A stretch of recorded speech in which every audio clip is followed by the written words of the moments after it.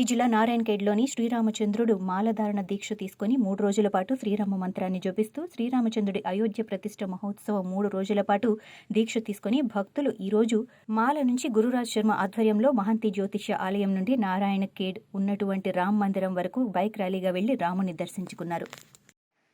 శ్రీ అయోధ్య రామాలయ ప్రతిష్ఠా మహోత్సవాన్ని పురస్కరించుకొని రేపు అయోధ్యలో అంగరంగ వైభవంగా ప్రతిష్ఠా మహోత్సవాన్ని నిర్వహిస్తున్నారు. దేశమంతా కూడా సంబరాల్లో మునిగిపోతున్నటువంటి ఈ తరుణంలో నారాయణఖేడ్లో గల పట్టణంలో గల పుర ప్రముఖులందరూ కూడా అయోధ్య రామాలయ ప్రతిష్టను పురస్కరించుకొని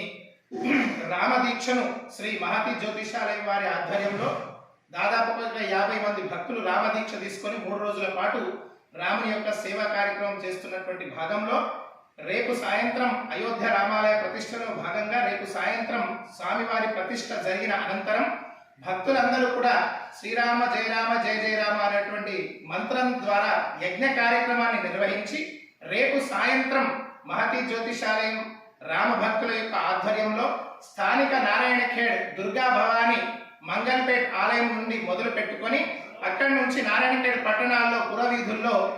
రామచంద్రుల వారి యొక్క శోభయాత్రను నిర్వహించుకుంటూ మేళ తాళాలతో రాముని గీతాలతో సందడి చేస్తూ ఆనంద హేళల మధ్య దాదాపుగా ఈ యొక్క శోభయాత్ర ప్రారంభమయ్యి మన నారాయణఖేడ్ పురాతనమైనటువంటి రామాలయానికి ఈ యొక్క శోభయాత్ర చేరుకుంటుంది. కావున ఇటువంటి మహత్తరమైనటువంటి ఈ కార్యక్రమంలో సమస్త భక్తులందరూ కూడా